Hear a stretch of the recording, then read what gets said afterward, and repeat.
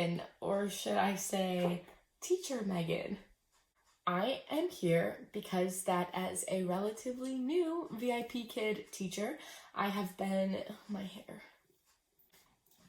here because that as a relatively new VIP Kid teacher, I have been doing a whole lot of YouTube searches and Pinterest searches. In all of this searching, I have found a whole lot of fancy basement classroom setups and things that look to me like they cost, I don't know, more than $0.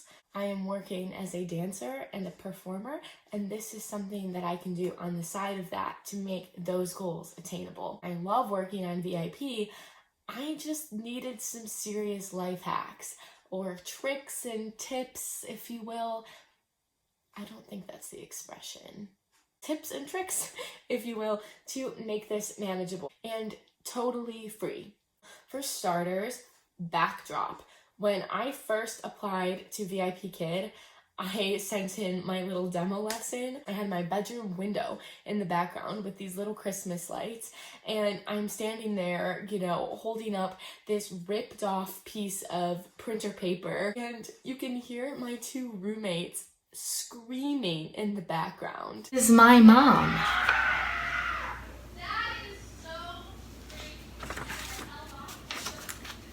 That is an apple. Our apartment is a shoebox, and there just isn't the ability to have a home office. Had not the best review come back about what I was working with. They said I needed an educational background. Looking at my apartment, there is no place. So I decided to turn my closet door into my classroom. The girl that I nanny with, we painted a little alphabet together on a piece of paper, put that up, called it a day, was able to pass my sample class with that. So it's totally possible for absolutely anyone. In regards to the lighting, all of that fancy ring lighting stuff, that's crazy. Find someplace with a window, and if it's dark, turn on your light. You don't have to be glowing. This isn't Broadway. We just want to make sure that they can see you clear enough that they're able to read any props that you might hold up clearly without a ton of glare, and that they're able to see your mouth moving and see your TPR, because honestly, that's how they're going to learn English, and that's what we're trying to do. Next order of business is props. There's a ton of push throughout our training on props and needing to have those to be a successful teacher, in addition to our TPR. Having a ton of props, it gets very complicated without doing a ton of prep work. And our goal eventually is to be booked solid for a couple of hours. So if you're booked solid, you don't have that time in between your lessons to be pulling and putting props away. So yeah.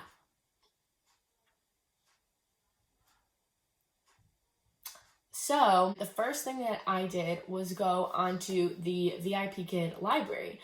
They actually have a lot of free flashcards right on the website that you can go in and you can print out for use. I printed out all of the free flashcards, and then I kind of got rolling and was like, oh, but I would really like some fruit flashcards. I would really like some furniture flashcards. These things are accessible for free on the internet. A free dino, and again, if you're somebody who's like, I don't have a printer, I don't have the money for colored ink, which I totally get. The only reason I was able to do that is because of this pandemic and the fact that I'm in my parents' house. When I first got started, I was making my own flashcards.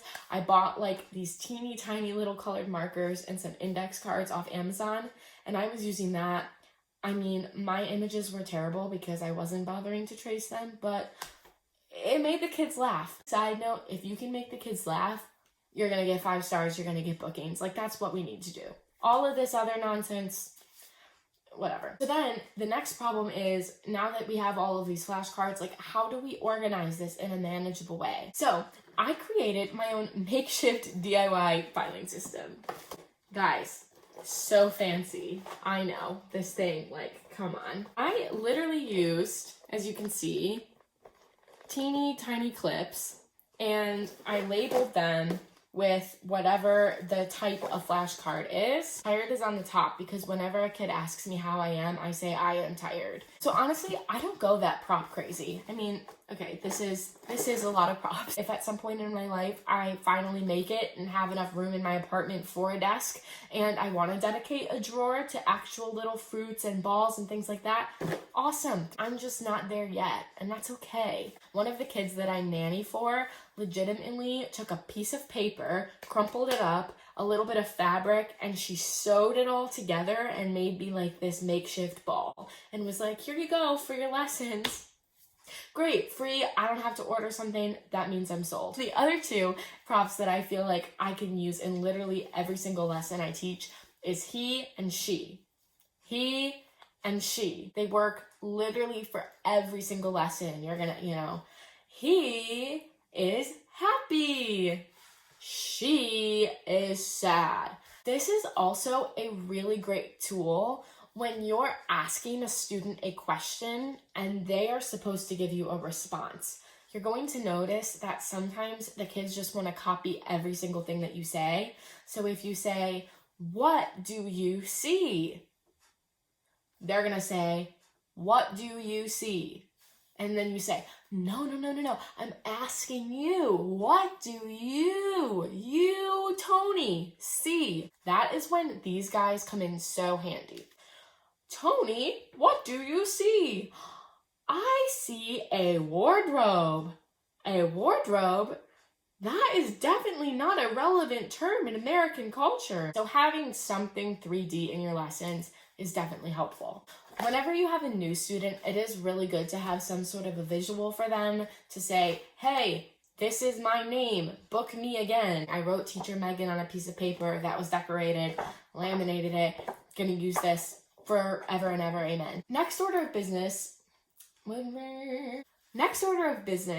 VIPKid look. You see so many VIPKid teachers have like the actual shirts with the fancy logos. Obviously, I took an orange shirt from my sister's closet, turned it inside out, put that on. So I definitely think that the look is important. Don't get me wrong, when it's 4 a.m., I'm not rolling up in any makeup for my lesson. But having something like the headset on you to make it clear that you're not sketchy is good. Fun fact, this headset was $4 on Amazon and it's a toy. It doesn't actually work. So there you go, life hacks from Teacher Meghan. The next order of business is the reward system. There are lots of teachers out there who have very elaborate rewards.